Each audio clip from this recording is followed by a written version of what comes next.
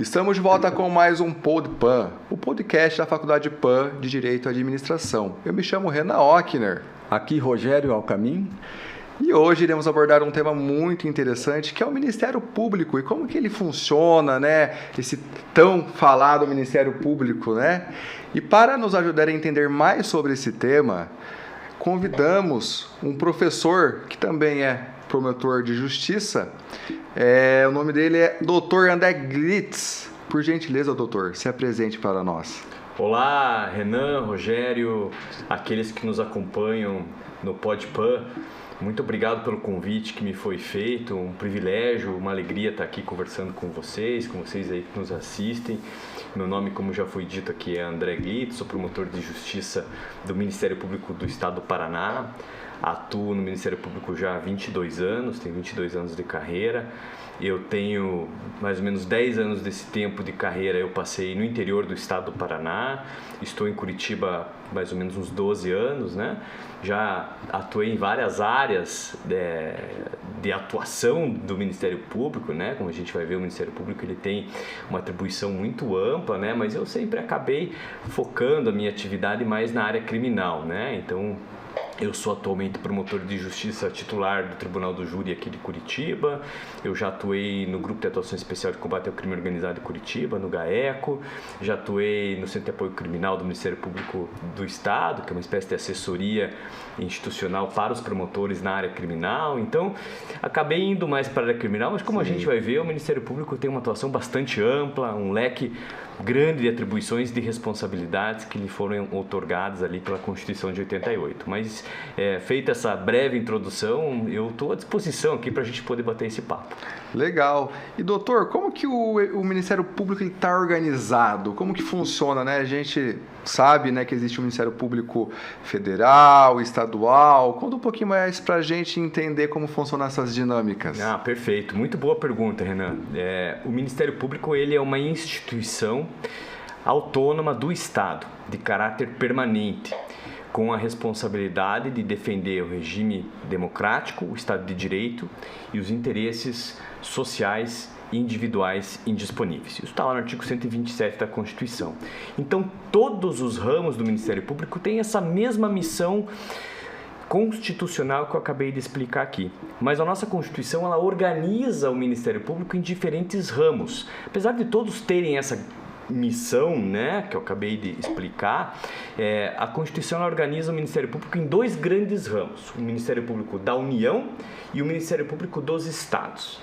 O Ministério Público dos Estados, nós temos um Ministério Público para cada entidade federativa. Cada estado tem o seu Ministério Público e eles são instituições autônomas e independentes entre si. Não há uma relação de subordinação entre os Ministérios Públicos, embora exista uma relação de coordenação institucional no âmbito nacional.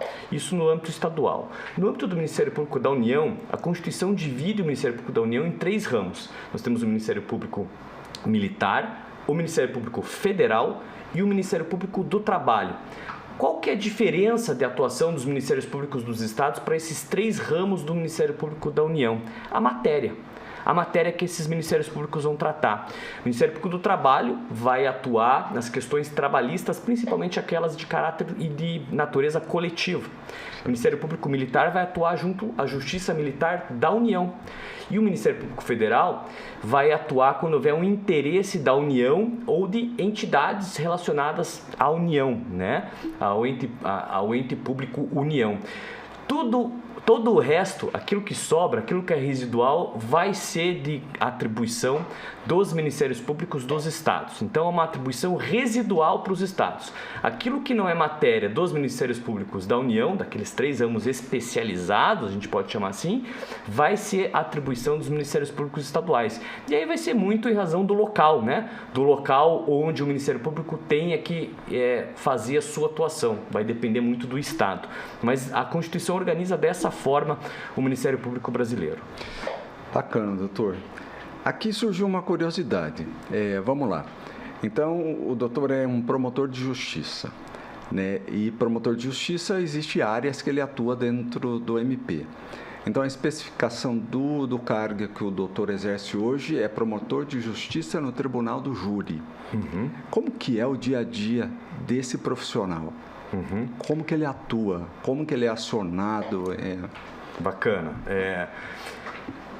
O Ministério Público, ele é o cargo dos Ministérios Públicos Estaduais, quando é uma atuação em primeiro grau de jurisdição, o nome desse cargo é promotor de justiça, investido mediante concurso público de provas e títulos, assim como ocorre na magistratura. O equivalente ao promotor de justiça lá do Ministério Público Federal é o procurador da República. Então, os nomes são diferentes, mas os cargos eles se equivalem, né? Quando esses profissionais passam já por um bom tempo de carreira, avançam na sua carreira, eles passam a atuar em segundo grau, junto aos tribunais, as instâncias superiores. Aí nos estados o promotor passa a ser procurador de justiça e lá no Ministério Público Federal ele deixa de ser procurador da República e passa a ser procurador regional da República, né? O meu dia a dia numa promotoria criminal, como a do júri, eu já estou num estágio avançado da minha carreira, como eu já disse, não vou entregar a minha idade aqui, mas eu já tenho 22 anos de casa. Então eu já tive condições, pelo tempo de carreira, de escolher a minha posição, né? Existe uma das garantias da nossa função que é a inamovibilidade.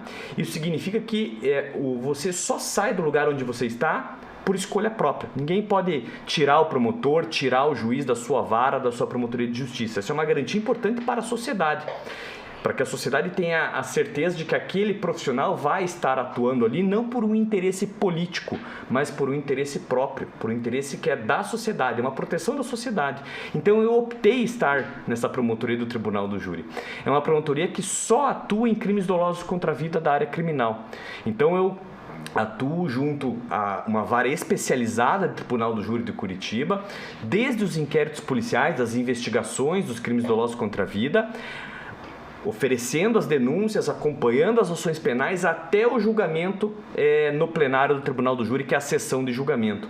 Então a minha atividade, ela diz muito respeito assim, na área criminal, né, ao controle e acompanhamento dessas investigações, ao processamento das pessoas acusadas, e o Ministério Público é titular da ação penal, então eu ofereço a denúncia contra aquelas pessoas que praticaram crimes dolosos contra a vida e depois, se for o caso, sustento uma condenação, até mesmo uma absolvição lá na sessão de julgamento. Mas esse é só uma parte do papel do Ministério Público e um recorte muito específico daquilo que eu faço. Como a gente pode conversar na sequência, o Ministério Público tem muitas outras atribuições.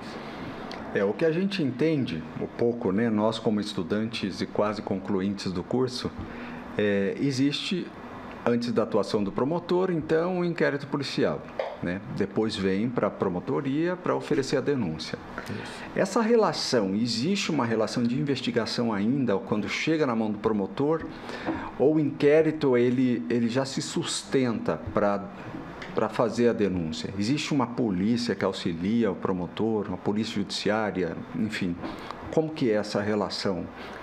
Ótima pergunta. A polícia e o Ministério Público, entre eles não há relação de subordinação, né?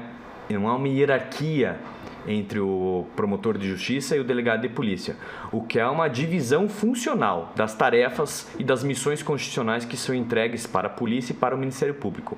A polícia tem a atribuição de apurar infrações penais, seja a Polícia Federal, no âmbito da União, lá com o Ministério Público Federal, sejam as polícias civis no âmbito dos estados. O Ministério Público tem a função, a missão constitucional de privativamente exercer a ação penal pública. Então, só o Ministério Público pode oferecer denúncia em casos de crimes de ação penal de natureza pública. Então, quando a polícia investiga uma infração penal de ação penal cuja natureza é pública, ela tem que encaminhar o resultado dessa investigação para o Ministério Público, que é o inquérito policial. O Ministério Público recebe, então, o inquérito policial e forma a opinio delicti, que a gente chama. A partir do recebimento do inquérito, o promotor pode tomar 3 caminhos. Ele pode oferecer uma denúncia, caso ele já encontre ali indícios suficientes de autoria e prova de materialidade da infração penal, a chamada justa causa. Ele pode arquivar o inquérito policial, caso ele não encontre nenhuma condição da ação penal ou nenhum pressuposto processual ou falta de indícios mínimos de autoria e prova da existência do crime, ou ele pode devolver o inquérito para a polícia, dizendo assim, olha, delegado, vocês concluíram a investigação, mas eu, enquanto titular da ação penal, entendo que ainda é importante, é necessário, ou melhor, na linguagem do legislador, é imprescindível que mais investigações sejam feitas, mais diligências sejam realizadas para que eu possa, então, tomar uma decisão mais bem fundamentada e devolvo o inquérito para a polícia para que ela faça mais investigações apontando aquilo que eu quero que seja feito, né? Então, embora não haja essa relação de subordinação e hierarquia do ponto de vista administrativo, a atividade de investigação criminal ela está sim funcionalmente vinculada ao Ministério Público, porque a investigação se presta a subsidiar o Ministério Público enquanto titular privativo da ação penal pública para oferecimento de denúncia, né? Então, o delegado investiga para o promotor. O promotor, inclusive, pode requisitar essas diligências de forma cogente, a polícia não pode negar a realização dessas diligências, o delegado não pode arquivar o inquérito policial, somente o titular da ação penal, que é o Ministério Público, pode arquivá-la. Então, a gente confunde essas coisas porque nossa arquitetura constitucional é uma instituição está lá no Poder Executivo, que são as polícias, né? Outra é autônoma, não está vinculada a nenhum dos poderes, né? E quando então há essa separação do ponto de vista dessa arquitetura constitucional, a gente às vezes acha que não há uma vinculação. Não há, administrativamente não há, mas há sim uma subordinação funcional da investigação para o Ministério Público. A investigação só se destina a oferecer provas para que o Ministério Público possa bem se desincumbir dessa missão constitucional de exercer a titularidade da ação penal pública. Então, o delegado, então, só para fins de esclarecimento dos nossos ouvintes, ele não pode arquivar um inquérito policial. Não, porque o titular da ação penal é o Ministério Público. É o Ministério Público. Então, crimes de ação penal pública, só o Ministério Público pode dar a palavra final, se é o caso de denunciar ou arquivar a ação penal. Entendi. O delegado vai subsidiar o promotor com provas. Há uma discussão, só para que quem está nos assistindo aqui, jogar mais um ingrediente nesse detalhe aqui, nesse momento da nossa conversa que eu acho legal. Há uma discussão que sempre ressurge, que pode o Ministério Público investigar, assim como a polícia, né? Pode o Ministério Público investigar diretamente infrações penais? Isso dá um outro podcast, né? Porque, querendo ou não, ele precisa ser provocado, né? Há uma inércia do Ministério Público ou não? Não há. O Ministério Público pode instaurar uma investigação criminal de ofício. De ofício. Pode ouvir uma notícia, pode chegar para ele uma informação, ele pode, por conta, instaurar uma investigação de ofício. Não precisa provocação quando o crime é de ação penal pública. E o Ministério Público pode sim investigar crimes, né? O Supremo Tribunal Federal já reafirmou isso mais de uma vez, já houve uma proposta de emenda constitucional para que a Constituição fosse alterada e só a polícia pudesse investigar, mas hoje há um entendimento pacífico que, assim como a polícia, o Ministério Público também pode diretamente investigar infrações penais. É isso que fazem, por exemplo, os GAECOS, né? Esses grupos de atuação especializada nada mais são do que forças-tarefa compostas por Ministério Público e forças policiais. Nós temos ali policiais civis, policiais militares, em que as investigações são conduzidas pelos promotores que lá se encontram, com o apoio operacional desses policiais, mas são investigações conduzidas pelos promotores de justiça. Então o Ministério Público pode, assim como a polícia, investigar. E ao final dessa investigação, assim como lá no inquérito policial, é o promotor que vai decidir se vai denunciar ou se vai arquivar aquela investigação do próprio Ministério Público. E após a denúncia, o juiz também ele pode arquivar, caso ele entenda que não há provas suficientes no ponto de vista dele, né? Perfeito, Renan. O Poder Judiciário, então, nós temos assim uma compreensão, há um sistema intrincado de freios e contrapesos, de controles mútuos entre essas instituições que fazem parte do sistema de justiça criminal.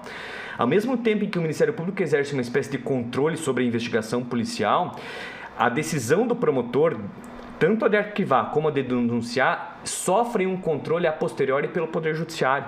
Então, quando o promotor oferece uma denúncia, o juiz vai decidir se recebe ou se rejeita essa denúncia criminal. Ele vai analisar se tem provas suficientes, se há condições da ação e pressupostos processuais presentes, e só vai deflagrar a ação penal, o processo criminal propriamente dito, caso ele encontre esses pressupostos, esses requisitos e essas condições nessa denúncia. Caso contrário, ele vai rejeitar essa denúncia, exercendo um controle sobre essa decisão do promotor de justiça. A mesma coisa no arquivamento. Quando o promotor diz assim, não tem prova suficiente para começar um processo contra essa pessoa por esse fato, estou arquivando. O juiz pode discordar desse arquivamento e encaminhar esse inquérito lá para o chefe do Ministério Público, que vai tomar a última decisão sobre o arquivamento. Se vai manter o arquivamento concordando com o promotor ou se vai discordar do promotor e concordar com o juiz que não é um caso de arquivamento. Inclusive esse controle, olhem só que interessante essa novidade que o legislador trouxe. Esse controle do arquivamento hoje é feito pela vítima também. Quando o promotor arquiva a investigação hoje, ele tem que comunicar à vítima ou seus familiares, assim como o investigado, e a vítima pode discordar da decisão de arquivar aquela investigação. A vítima pode solicitar que a decisão de arquivar seja revista também pelo chefe do Ministério Público. Então, é um sistema interessantíssimo de controle das decisões do promotor de justiça em relação à denúncia, arquivamento, hoje com a participação da vítima. E na prática, como que tem sido? Porque agora a gente falou um pouco mais da parte da teoria, de fato, né? Como tem sido essa relação com o judiciário, a porcentagem mais ou menos de arquivamento, se ocorre mesmo esse arquivamento, ou os juízes estão entendendo que o trabalho do Ministério Público tem sido efetivo? Como que tem sido essa situação? Assim, toda decisão ela é fundamentada, né? Então, quando há um arquivamento, o promotor fundamenta. Quando há uma denúncia, o promotor fundamenta. Eu diria para você que, pelo menos na minha atuação no Tribunal do Júri, a grande maioria das denúncias e dos arquivamentos há uma concordância por parte do Poder Judiciário. Legal. Né? Naqueles casos em que não há concordância, isso deve estar em torno de 90%, tá? Mas naqueles 10% em que não há concordância, nós recorremos, né? Temos instrumentos recursais para poder submeter essa decisão judicial à revisão de segunda instância, e as questões do arquivamento são revistas pelo próprio chefe do Ministério Público, mas há um controle efetivo.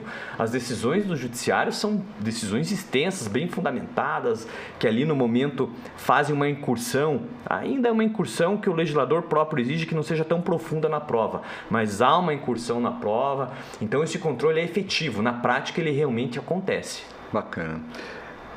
Doutor, não é novidade, né, que o direito penal para o estudante de direito, principalmente, ele é muito assediado, né?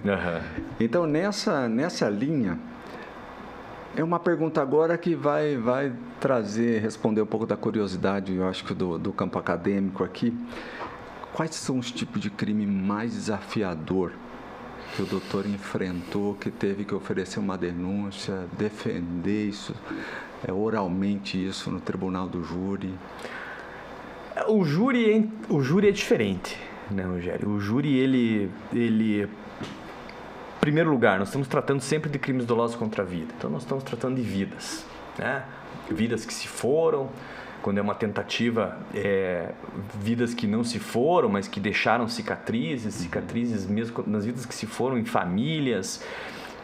Então, os crimes dolosos contra a vida, eles sempre mexem muito com o emocional, né, das pessoas envolvidas e também dos profissionais. Não tem como a gente dizer que não, eu não me abalo, eu já tenho 20 anos de carreira, isso não me toca. Não, os casos, eles ainda mexem com a gente, o contato com as famílias mexem com a gente, e isso nos motiva, né, a estar sempre tentando dar o nosso melhor e tentando sempre melhorar. Então, assim, quando a gente vai a julgamento no tribunal do júri, às vezes a gente não tem um resultado que é o esperado, e ali no júri todo julgamento é importante. Toda sessão de julgamento do júri, quando chega lá para ser julgado pelo Conselho de Sentença, pela sociedade, ele tem o mesmo valor, a mesma importância. Todos eles são desafiadores e mexem com a gente. Eu acho que o desafio do profissional que atua nessa área, e eu falo também acho que do advogado, do juiz, é a gente estar sempre tentando melhorar, sempre tentando aperfeiçoar a nossa atuação, sempre tentando encontrar onde que eu posso estar ainda melhor, onde que eu posso me entregar mais, que ponto desse julgamento que eu deveria ter cuidado mais, o que eu posso fazer para ser um profissional ainda melhor, para defender a sociedade, que é o caso do Ministério Público, para defender a vida, que é o caso do Ministério Público, de forma ainda mais efetiva. Então, os desafios do júri são esses. A gente tem casos muito complexos e que nos abalam, ou melhor dizendo, não quer que abalam, eles nos tocam emocionalmente. Mas uma outra área de atuação criminal que é muito desafiadora é o crime organizado, né? Eu já tive essa oportunidade de atuar também nesse tipo de matéria na área criminal e é muito desafiador, seja pela complexidade dos casos, pela dimensão que esses casos tomam, as dificuldades probatórias de você conseguir alcançar essa criminalidade organizada que está sempre um passo à nossa frente, né? E a gente sempre com uma estrutura aquém daquela desejável ou necessária para poder fazer frente a esse fenômeno, né? E ali a gente já tem um fenômeno assim de realmente desafio estatal imenso para poder dar conta desse tipo de criminalidade. É um desafio diferente daquele que a gente tem no júri, que é algo que nos toca, que nos toca enquanto cidadão, enquanto pessoa. Aí o doutor tocou num assunto bacana, que é a distinção dos ritos, né? Então a gente falou de um rito ordinário e também do rito do tribunal do júri. Perfeito. Para os nossos telespectadores aqui saberem, qual que é a diferença desse rito na atuação, por exemplo, do promotor? Tá. O procedimento especial dos crimes dolosos contra a vida, o nome já fala, ele é diferente, ele é especial, né? Então, no que ele vai ser de especial e diferente? Vou resumir aqui, isso dá um podcast de novo, né? Tem que fazer vários episódios aqui. O legislador, ele obedecendo um comando constitucional, quem tem que decidir os crimes dolosos contra a vida é a sociedade, através do conselho de sentença. Só que para a gente chegar lá no dia do julgamento, a nossa lei estabelece algumas etapas que nós precisamos cumprir. E o legislador, ele separou esse procedimento do júri em 2 etapas. Numa primeira etapa, nós temos ali uma certa semelhança com o procedimento comum ordinário, né? Em que, no caso do júri, o juiz vai verificar indícios suficientes de autoria de um crime doloso contra a vida e prova da existência de um crime doloso contra a vida. Então ele vai produzir essa prova não para decidir se o réu é culpado ou inocente, vamos colocar assim, mas para decidir se ele tem ali prova suficiente de que existe um crime doloso contra a vida, se existe um homicídio. Se o juiz verificar que não, eu tenho aqui indícios de que eu tenho um homicídio, o juiz não pode decidir. Porque a Constituição estabelece que quem tem que decidir é a sociedade, lá no Conselho de Sentença. Então o juiz pega esse caso e fala, esse caso tem que ser decidido pelo Conselho de Sentença. E profere uma decisão de pronúncia, que a gente chama. Essa decisão é a decisão que no final dessa primeira fase encaminha o caso para julgamento pelo Conselho de Sentença, pela sociedade. Ele também pode, no final dessa primeira fase, dizer assim, não, é um caso escancarado de legítima defesa. Não tem outra opção de prova aqui, outro caminho que me aponte para outra coisa que não seja legítima defesa. Ele pode, excepcionalmente, subtrair esse julgamento do Conselho de Sentença e ele mesmo decidir o mérito. Mas aqui é uma decisão excepcional. Quando não há um outro caminho, não há dúvida que houve, por exemplo, uma legítima defesa, proferindo uma sentença de absolvição. Absolvição sumária, que a gente chama. Ou ele pode dizer, não tenho prova suficiente para encaminhar para o júri de que foi ele, de que foi o Renan que praticou esse homicídio. Não tenho prova suficiente que foi o Renan. Então, também, excepcionalmente, vou subtrair do júri essa decisão, proferindo aí uma decisão de impronúncia. Ou, no final, uma última opção que ele tem, ele pode desclassificar. Aí ele vai dizer assim, não é um doloso contra a vida, é um crime que é um outro crime, que não é o doloso contra a vida, né? Uma lesão corporal seguida de morte, um crime culposo. Aí ele vai desclassificar e subtrair excepcionalmente essa decisão lá do Tribunal do Júri. Por isso que a gente diz que nesse momento vige um princípio em favor da sociedade. Por que em favor da sociedade? Porque a sociedade na Constituição diz o seguinte, os crimes dolosos contra a vida têm que ser decididos pela sociedade. Então, em regra, manda para o júri. Excepcionalmente, o juiz tem esses outros caminhos. Então, o procedimento, a gente diz que ele é bifásico, que ele é bifurcado, que ele tem 2 fases. Por quê? Nessa primeira fase, o juiz vai verificar se tem indícios suficientes de um crime doloso contra a vida. Se tiver, ele tem que mandar para o júri. Se não, ele tem esses outros 3 caminhos. Mas, como eu disse, aí é um podcast à parte que a gente pode fazer num outro momento. Mas eu tentei resumir um pouquinho aqui dessa história. Sim. Não, mas deu para entender. Porque... na verdade, assim, precisa existir o equilíbrio, né? Quando a gente fala do fato social, lógico, quando a gente fala de um crime doloso contra a vida, ele tem uma comoção social e existe ali também a apuração, para ver justamente agora que a gente ouviu, será que foi doloso contra a vida ou foi legítima defesa? Então, para a sociedade, às vezes ela enxerga de um jeito, do jeito que a mídia apresenta, né? Mas para o Ministério Público é um desafio, né? E como que é esse desafio de equilibrar essa acusação, na verdade, né? Esse pedido de punição e entre a defesa também dos direitos constitucionais do acusado? O papel do Ministério Público é o melhor que existe. Por que eu digo isso? Porque, diferentemente da defesa técnica, o Ministério Público não é obrigado a sustentar uma condenação indevida. Não é obrigado a pedir que o réu seja encaminhado para o tribunal do júri caso ele ache que não é o caso. Caso, na avaliação do promotor, ele sinta que não há prova suficiente. Então, antes de ser parte no processo penal, o Ministério Público está lá, como eu disse no começo da nossa conversa, no artigo 127 da Constituição, como o responsável pela defesa do regime democrático e do Estado de Direito, da aplicação das leis.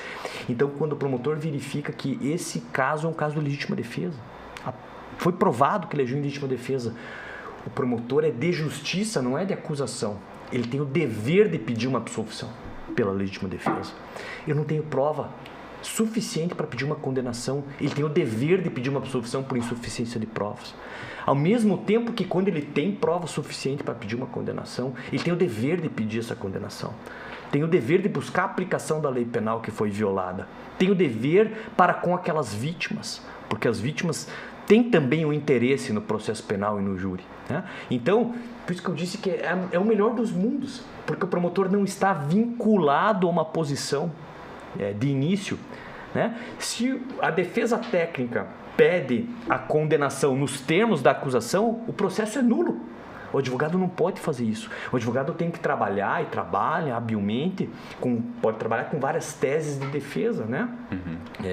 Às vezes ele não vai pedir a absolvição, mas ele vai pedir uma desclassificação, ele vai pedir alguma outra tese que beneficie o seu cliente dentro da sua estratégia defensiva. Já o Ministério Público não. O compromisso primeiro do Ministério Público é com a justiça e com a aplicação da lei. Por isso que o promotor é de justiça, não é promotor de acusação. Então, passado esse drama psicológico, que é a parte mais difícil, viu, Rogério? Quando você senta para estudar um caso, Renan. Imagino que sim. E você senta para estudar aquele caso e você tem que tomar a decisão. É um caso de eu pedir uma absolvição, de eu pedir uma condenação, de eu pedir uma desclassificação. Esse é o momento mais difícil, o momento mais reflexivo, que demanda uma imersão profunda no processo, um estudo profundo do direito, um debate com pares, né, com a própria equipe que te acompanha, com colegas, para que você possa tomar essa decisão. Mas uma vez tomada essa decisão, ela é linda, porque ela nos permite seguir por vários caminhos. E aí a gente tem essa tranquilidade de consciência de, uma vez formada essa convicção, você está ali fazendo justiça, né? Então, é um papel assim, realmente diferenciado. O Ministério Público brasileiro é único no mundo, né? Ele não é parte acusadora, como a gente vê nos sistemas adversariais, por exemplo, os anglo-saxões, né? Tem essa marca muito forte do processo penal deles. O Ministério Público aqui, ele é uma parte especial. O compromisso dele, antes de tudo, é com a justiça e com a lei. Isso é interessante porque essa chamada que o professor falou, promotor é de justiça e não de acusação. E a gente é acostumado a assistir, por exemplo, séries de investigações, dos quais a gente vê promotor é o cara ali que ninguém quer ter perto. O juiz tem terror, né, de promotor de justiça. Com o tridente, com o bafo de enxofre. Ele é o cara ali terrível, né? Bom, aqui no Brasil é interessante isso, trazer, né, para conhecimento de que o promotor de justiça não necessariamente ele está ali acusado por um crime, mas ele é chamado em todos os processos para acompanhar, independente se criminal ou não, né? Então, o MP ele está presente em todos os processos justamente para garantir esse outro lado. No crime, o Ministério Público está em todos os processos. Na área civil, o Ministério Público ele vai atuar quando houver um interesse especial que demande a sua atuação. Então, quando a gente tiver na área civil, por exemplo, uma ação puramente patrimonial, que trate de direitos disponíveis e que nenhuma das partes seja uma parte com algum tipo de necessidade de assistência especial por parte do Ministério Público, como por exemplo um incapaz. Aí o Ministério Público não vai intervir naquele processo. O Ministério Público atua em nome da sociedade quando nós temos um interesse indisponível ou um interesse pertencente à coletividade. Quando há uma causa ali ambiental em discussão, quando há uma causa de patrimônio público em discussão, uma causa criança e adolescente, direito do consumidor, né? Aí o Ministério Público vai atuar. E aí ele pode atuar no cível ou como parte do processo ou como custos legis, né? Quando nós já temos as partes definidas, ele vai atuar fiscalizando a aplicação da lei, né? Mas no crime, o Ministério Público atua em todas as ações penais. Necessariamente, a atuação do Ministério Público vai acontecer sempre no crime, que é uma atuação mais tradicional, né? O Ministério Público sempre teve isso muito forte vinculado à instituição, essa atuação criminal, né? Mesmo antes de 88 já era assim. Quando a gente ouviu aqui do doutor que uma pergunta do Renan, inclusive, se o Ministério Público ele pode fazer a investigação. Por experiência minha de trabalho dos quais ali na Secretaria de Educação, então eu estou ali na área de processo administrativo disciplinar, então a gente tem um contato bastante com o Ministério Público. E são as famosas notícias de fato, né? Então, ou seja, ao que me parece, a mãe do adolescente lá da criança, dos quais sofreu, enfim, alguma situação, ele denuncia direto no MP. Ali parte, então, essa investigação que o doutor disse. Isso. Porque não foi na polícia, foi direto no MP. Isso. O Ministério Público pode investigar violação de direitos, né? Seja criminal ou quando é uma violação de direitos de uma criança, por exemplo, ainda que você não tenha um crime envolvido, o Ministério Público pode instaurar uma investigação para verificar se houve essa violação de direitos. Aí ele pode tentar solucionar essa questão, essa violação de direitos, do ponto de vista extrajudicial, sem precisar ajuizar uma ação no judiciário, né, através da notícia de fato, mesmo de um inquérito civil público, né, ou eventualmente ajuizar uma ação, né, para buscar restaurar aquele direito violado em nome daquela criança, em nome daquele adolescente, né? Então, tanto no crime como no civil, nós temos essa atividade, essa possibilidade de investigação do Ministério Público para quê? Justamente para preparar a sua atuação, né? Não pode oferecer uma denúncia sem ter uma base probatória que sustente minimamente provas de que a pessoa praticou um crime. Não posso oferecer uma ação civil pública lá na área da infância e juventude, lá no meio ambiente, lá no patrimônio público, sem que eu tenha uma investigação prévia que me indique que a lei foi violada em relação àquele tema, que aquela criança teve um direito violado, né? Que houve uma lesão ao meio ambiente, que houve uma lesão ao patrimônio público. Então essas investigações podem acontecer no crime e no civil e servem para preparar essas ações. A diferença é que no crime, Ministério Público e polícia podem investigar. Já no civil, somente o Ministério Público. Então, quando a gente não tem um crime envolvido, a polícia não pode investigar, porque a polícia está lá na Constituição, ela vai apurar infrações penais. Então, o Ministério Público vai realizar suas investigações, que são feitas nas notícias de fato ou nos inquéritos civis públicos. Isso lá na área civil. Que é um procedimento precário, né? Ele tem provas bem... É um procedimento preliminar, né? É um procedimento que busca apurar indícios mínimos, mas o que a gente tem que entender, assim, é um procedimento que busca ao mesmo tempo não só subsidiar o Ministério Público para processar alguém, ele é uma garantia nossa. Então vamos olhar para esse procedimento, para essa investigação prévia do Ministério Público como uma garantia de que o promotor, a promotora de justiça não vai sair por aí processando as pessoas sem provas. Sim. Né? Vai sair processando inocente. Antes ele vai fazer uma investigação. Então esse processo, essa ação, ela só vai acontecer se houver essa atuação investigatória preliminar que vai servir sim para subsidiar esse processo, mas também uma garantia que a gente tem de que a gente vai evitar ou minimizar as chances de uma pessoa inocente, por exemplo, ser acusada de uma violação de direito ou da prática de um crime. Sim. O doutor comentou também, um pouquinho antes, de como é desafiador ser promotor de justiça, e creio que no Brasil ele seja ainda um pouquinho mais desafiador, né? Lidando com crime organizado, enfim, né? E nos noticiários a gente vê até com uma certa frequência, né, que as pessoas tentam amedrontar os promotores de justiça, né, que querendo ou não, opera, querendo ou não, a justiça, o direito, né, trazendo esse equilíbrio. Uhum. Você já enfrentou algum caso assim que tentaram te amedrontar? E como que aí o Ministério Público ele age para garantir a segurança desse profissional? Ótimo. Como que funciona essa questão? Ótima pergunta. Já enfrentei, né? Infelizmente é algo comum na nossa profissão. Você lidar com esse tipo de situação, né? Felizmente, a parte boa é que a instituição hoje está preparada, né? Eu sou de uma época que não estava, né? E aí era meio na sorte, né? Tinha que acender uma vela e rezar um terço. Que eu acho que nesse início que você comenta, ainda mais no início da tua carreira em si, né? Onde você, meu Deus, né? Caí aqui de paraquedas, tô lidando com pessoas de todas as espécies e gêneros, e como que eu vou fazer para não morrer amanhã, digamos assim, né? Então a gente conta com a sorte e com o Papai do Céu, né? Durante período da nossa carreira, mas eu te digo assim, a instituição hoje ela já está preparada para enfrentar essas situações. Então nós temos unidades de segurança institucional, nós temos serviços de inteligência que prestam essa atividade de apoio para a segurança dos membros do Ministério Público, com parcerias muito importantes com as polícias também, militar, civil, né? Então hoje nós temos uma realidade diferente.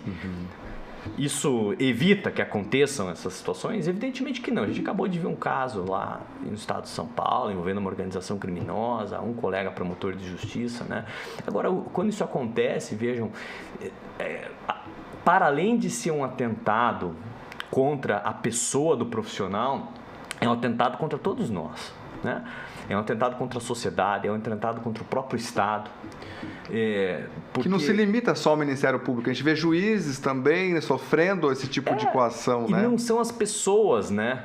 Eventualmente acontece com o André, acontece com o Renan, com o Rogério, porque nós estamos ali fazendo o nosso trabalho. Sim, o foco desse tipo de intimidação, de atividade criminosa que acontece, é para atingir o próprio Estado. Né? E a gente tem exemplos no mundo, é só olhar para a máfia italiana, o que aconteceu, né? Assassinatos de juízes, assassinatos de promotores. No Brasil, infelizmente, nós temos um histórico muito triste também de assassinatos de promotores integrantes da magistratura, que são atentados terroristas contra o próprio Estado.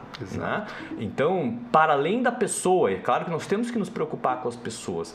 A gravidade desse tipo de situação, para mim, decorre do fato de que determinados grupos criminosos, determinadas pessoas, elas se empoderam de tal forma que se sentem aptas a atentar contra o próprio Estado, né? E aí é um sinal de que tem alguma coisa não tão boa acontecendo, que a gente precisa acender um sinal de alerta, a luz amarela.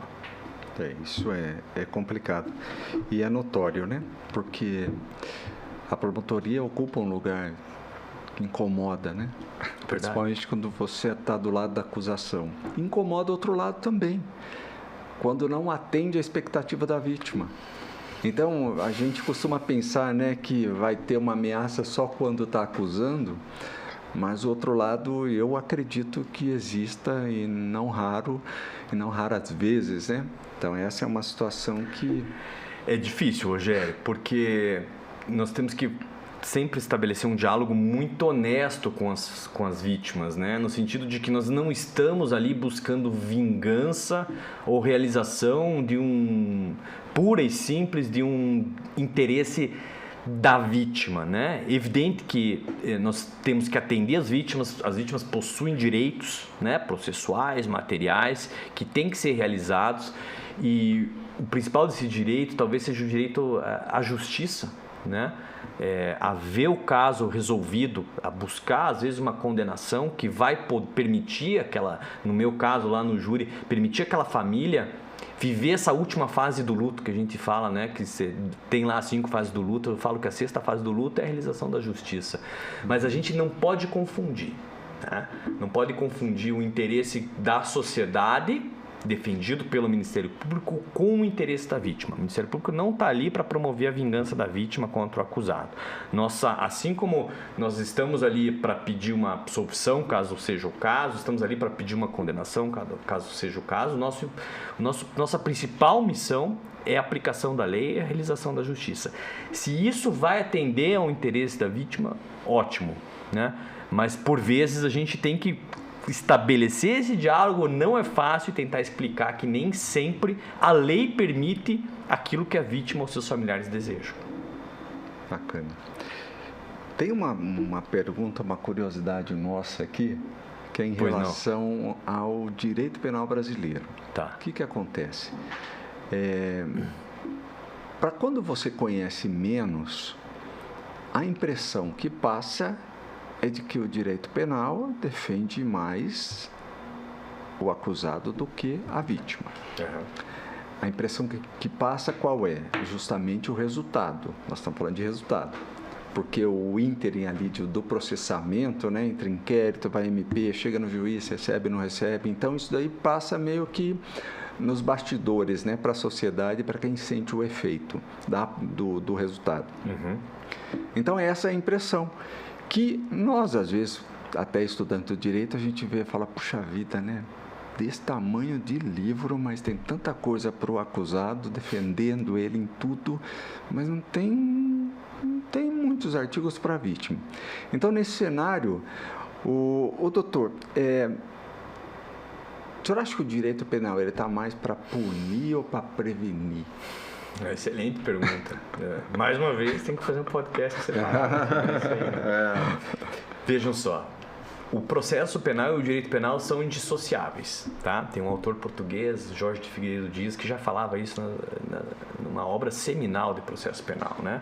A gente tem ali um círculo de complementariedade entre eles.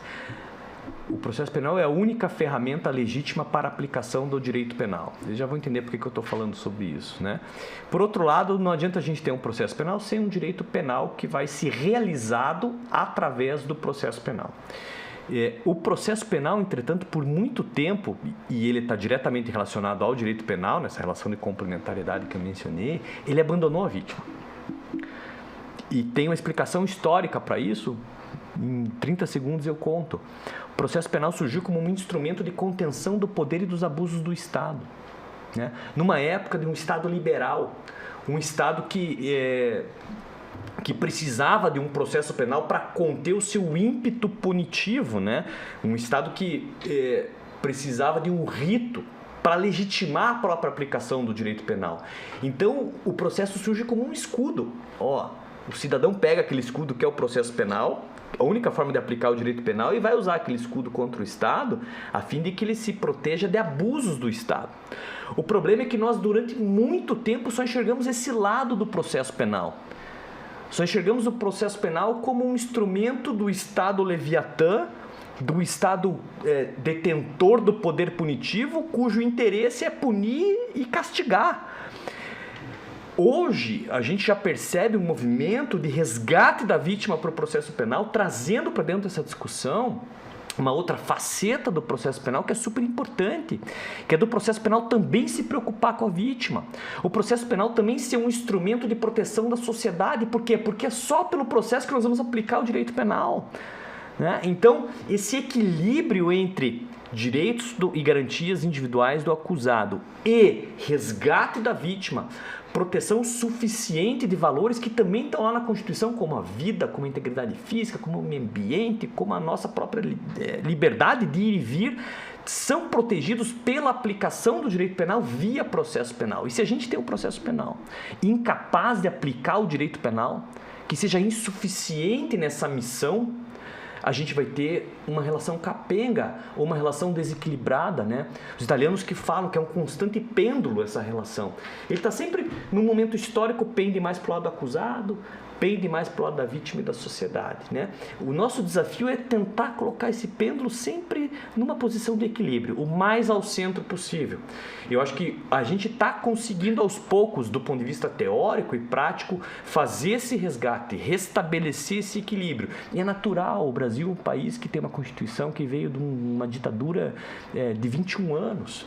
É normal que essa Constituição ela tivesse e tem uma tendência de assegurar direitos e garantias individuais para os cidadãos, né? Hoje, entretanto, eu acho que já é passado o momento da gente buscar acrescentar nessa discussão uma outra missão do processo penal, que é essa de ser suficientemente estruturado para permitir a aplicação do direito penal e, portanto, também promover e defender e proteger direitos das vítimas e da sociedade. Sabem por quê?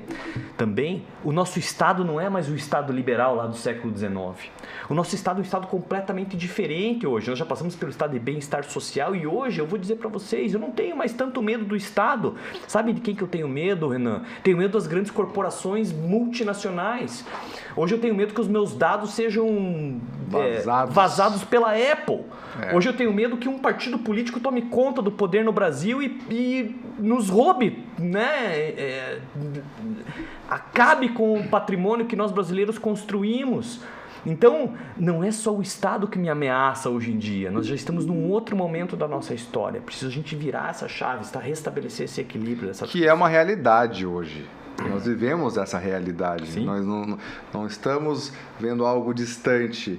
É o nosso dia a dia. Todo mundo está amedrontado com o que, né, a gente está passando, né, essa imprevisibilidade, tanto política, judiciária. Então isso nos coloca em alerta, né? Sim. Infelizmente, né? Sim. Infelizmente.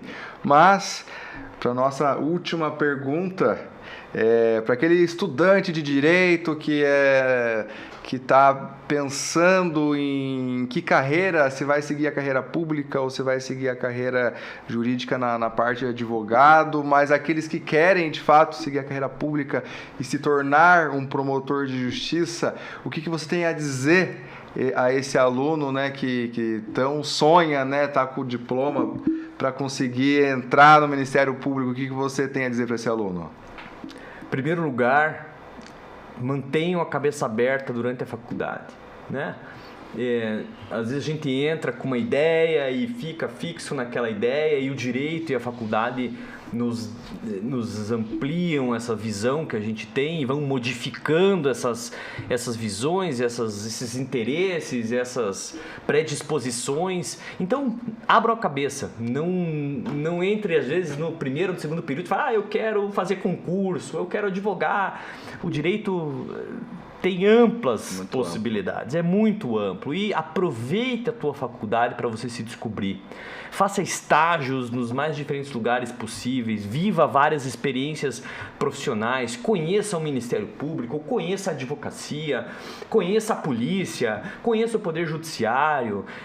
Então a primeira dica que eu dou é essa. Mas se você, né, nesse processo todo, escolher o Ministério Público, você vai escolher a melhor das carreiras possíveis, né? Como eu já disse, para mim é a carreira que te realiza enquanto um agente de transformação social, de aplicação da lei, de realização da justiça. O nosso lado não é o lado da acusação no crime, é o lado da justiça. O nosso lado na atuação civil é proteger o meio ambiente, é proteger as pessoas mais vulneráveis da sociedade, economicamente, socialmente vulneráveis, é tentar promover uma maior igualdade social no nosso país através do direito e dos instrumentos que nós temos à nossa disposição. Então, se você é um idealista, se você gosta de direito penal e processo penal, venha para o Ministério Público que você não vai se arrepender. Mas uma vez tomada essa decisão, a última dica que eu vou dar, estude. Estude, porque o concurso... E não estude pouco, hein? Não, o concurso é um concurso muito difícil, mas assim, é recompensador e vale muito a pena. E é possível, basta estudar. Eu consegui, qualquer um pode conseguir. Né? Então basta estudar e se dedicar que vocês vão conseguir. Legal, legal. Então a gente está se encaminhando para o fim desse podcast. Espero que todos vocês que estejam nos assistindo, nos ouvindo, tenham gostado, né, do que viram aqui, do que assistiram aqui. E agradeço mais uma vez você ter aceito o nosso convite, doutor. Eu acho que foi muito esclarecedor, Proveitoso. Foi muito proveitoso. É um papo bacana. Legal. Não dá vontade de acabar, pra falar a verdade. É verdade. Mas essa sensação de que faltou algo, isso é importante, porque nós vamos ter outros encontros. Com certeza, contem então comigo.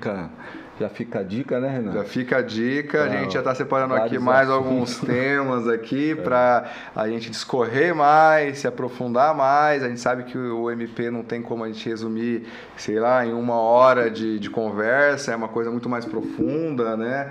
Uma coisa muito mais condensada a gente fez aqui justamente para trazer o superficial ali, para que vocês possam entender a dinâmica e também o papel do doutor aí no dia a dia, dentro do Ministério Público, né? Então eu agradeço, né, mais uma vez a sua presença.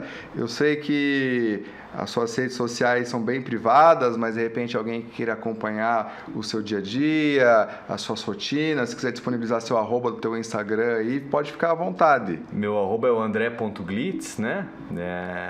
E eu estou à disposição de vocês aqui da PAN. Parabéns pelo projeto, obrigado mais uma vez pelo convite. E eu precisando falar de Ministério Público, de Direito Penal, contem sempre comigo, tá bom? Espero que tenha servido para alguma coisa e espero ser convidado novamente, porque eu também gostei bastante. Com certeza, será avisado em muito breve, né, Rogério? Com certeza. Obrigado, doutor. Acho que foi um prazer para nós aqui estar conversando, essa breve conversa. Às vezes a gente se vê lá nos corredores da faculdade, mas a conversa nunca acontece, né? Verdade. Sempre correndo para a sala, vamos para assistir aula. Então aqui foi mais uma aproximação. Então, uma feliz conversa e um descobrir aqui de um promotor de justiça. Muito obrigado, parabéns pela profissão, pela conversa. Obrigado. Até a próxima. Valeu. Então é isso, chegamos ao fim do nosso PodPan. Espero que todos vocês tenham gostado e caso queiram fazer alguma sugestão, sugerir mais algum tema, ficamos à disposição. Até mais!